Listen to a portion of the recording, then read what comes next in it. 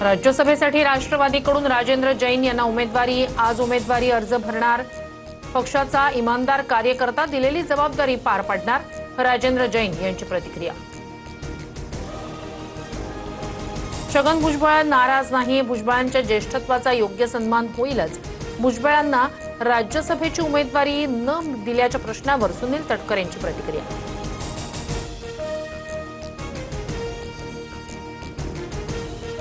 नाशिक विधान परिषद निवडणुकीच्या पार्श्वभूमीवर घडामोडींना वेग। मंत्री उदय सामंत यांच्याकडून नाशिकमध्ये गिरीश महाजन यांची भेट।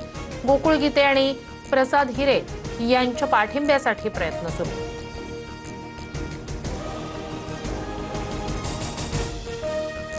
दिल्लीत आज इंडिया आघाडीची बैठक होणार। 23 पक्षांचे प्रमुख नेते बैठकीला उपस्थित राहणार। उद्धव ठाकरे व्हीसीद्वारे उपस्थित राहणार।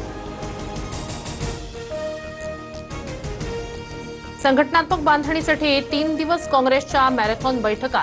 प्रदेशाध्यक्ष हर्षवर्धन सपकाळ नवनियुक्त पदाधिकाऱ्यांना कानमंत्र देणार। काँग्रेस प्रदेश कार्यालयात 10, 11 आणि 12 तारखेला बैठका होणार। बारामतीतील राष्ट्रवादीच्या नगरसेवकाची audio clip viral. Ajit Pawar मेला, त्याचा काही फरक पडला नाही, किशोर मासाळचं वक्तव्य।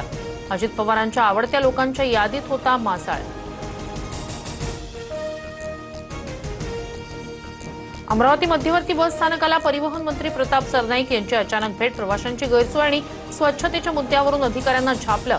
विभाग नियंत्रक, आगार व्यवस्थापकाच्या निलंबनाचे आदेश। कॉक्रोच जनता पार्टीचे अभिजित दिपके कालच्या आंदोलनानंतर संभाजीनगरच्या घरी परतले। आता अमेरिकेला परत जाणार नाही। शिक्षण मंत्र्यांनी राजीनामा न दिल्यास तीव्र आंदोलन करणार, दिपकेंचा इशारा। मुंबईच्या वरळीतील कॉन्सर्ट प्रकरणात निष्काळजीपणाचा गुन्हा दाखल। Space bound event management company CEO आणि वरिष्ठ व्यवस्थापकावर गुन्हा। लाईव्ह म्युझिक कॉन्सर्ट दरम्यान मद्यप्राशन केलेल्या तरुणाचा मृत्यू। राज्यातील विविध जिल्ह्यांना जोरदार पावसाचा तडाखा। सोलापूर, सांगलीसह नांदेडमध्ये वादळी वाऱ्यासह पावसाची हजेरी। सोलापूरच्या करमाळ्यात वादळी वाऱ्यामुळे नागरिकांची तारांबळ। राज्यभरात 15 जूनपर्यंत मान्सूनच्या पावसाची शक्यता कमी। मुख्यमंत्री कार्यालयाची माहिती। शेतकऱ्यांना पेरणीची घाई न करण्याचा सल्ला। तुमच्या कम्प्युटर स्किल्स अपग्रेड